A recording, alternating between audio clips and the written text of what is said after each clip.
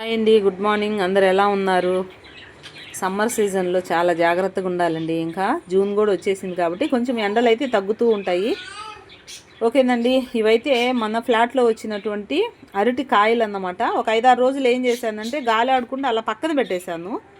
అప్పుడు ఏమైందంటే ఇట్లాగా నీట్గా పండిపోయాయి. అంటే ఏ కెమికల్స్ వేయకుండా మనం పండించినటువంటి ఆర్గానిక్ బనానాస్ అన్నమాట. ఇటువంటి ఫుడ్ అనేటువంటిది మనం తీసుకోవాలండి.